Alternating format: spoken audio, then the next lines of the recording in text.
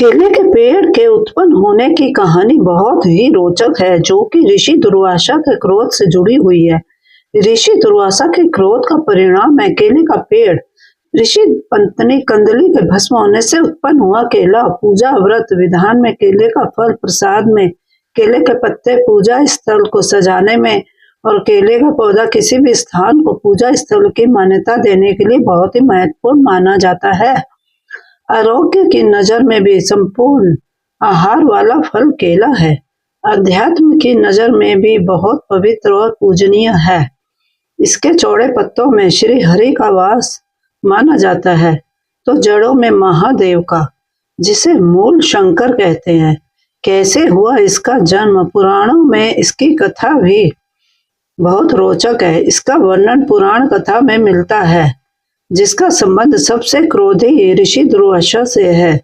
एक कथा के अनुसार महर्षि अत्रि और अनुसूया के पुत्र दुर्वासा बहुत ही क्रोधी स्वभाव के थे, लेकिन उनके अंदर ऋषि संस्कार बचपन से ही प्रबल थे और वह 5 वर्ष की अवस्था आते आते ध्यान साधना में लीन रहने लगे थे।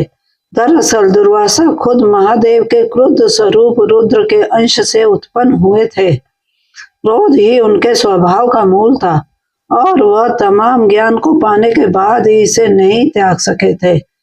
बड़े होते होते जब माता पिता ने देखा कि बालक के अंदर वैराग्य अधिक उत्पन्न हो रहा है और वह समाज की व्यवहारिकता को नहीं समझ रहा है, तब उन्होंने उनका विवाह ऋषि अम्बरीश की कन्या से करा दिया। ऋषि अम्बरीश ने अपनी कन्या के कई गुण बताए और ऋषि दुर्वासा ने माता पिता की आज्ञा मानकर विवाह कर लिया। ऋषि अम्बरीश दुर्वासा की क्रोधाग्नि को जानते थे, इसलिए पत्नी के साथ कोई अनिष्ट न हो, इसके लिए भी चिंतित थे। उन्होंने ऋषि दुर्वासा से पत्नी से कोई भूल हो जाए तो उसे क्षमा कर दिया जाने की प्रार्थना की। तब ऋषि ने उन्हें वचन दिया कि वह अपनी पत्नी के 100 अपराध क्षमा करते रहेंगे। स्वाभाविक है, ग्रस्त जीवन में कुछ बातें ऊपर नीचे तो होती ही रहती हैं। ऋषि दुर्वासा की पत्नी का नाम था कंदली, जो कि स्वभाव से कर्मठ और बहुत समझदार थी। वह हर एक बात का ख्याल रखती थी, किंतु फिर भी कभी कभी कुछ न कुछ हो ही जाता था। लेकिन ऋषि ने उन पर कभी क्रोध नहीं किया। उनका मूल स्वभाव जानकर ऋषि उन्हें क्षमा कर देते थे। ऐसा होने से धीरे धीरे कंदली के स्वभाव में भी निश्चितता आने लगी। लेकिन एक दिन ऋषि दुर्वासा कहीं से प्रवास कर कुछ देरी से आए। रात में भोजन के बाद उन्होंने विश्राम के लिए कहा। साथ ही पत्नी से कहा कि मुझे कल ब्रह्मा मुहूर्त में जरूर उठा दे। मैं खुद भी कोशिश करूंगा, लेकिन थकान के कारण शायद ऐसा संभव ना हो। ब्रह्मा मुहूर्त में ऋषिवर को जरूरी अनुष्ठान करना था। अगली सुबह कंदली की ब्रह्मा मुहूर्त में नींद तो खुली, लेकिन आलस के कारण ना तो वह खुद उठी और ना ही ऋषि को उठाया। सुबह सूर्योदय के बाद जब ऋषि की आंख खुली तो दिन चढ़ आया था। अपना अनुष्ठान ना कर पाने के कारण वह कंदली पर बहुत क्रोधित हुए और उन्हें भस्म हो जाने की श्राप दे दिया।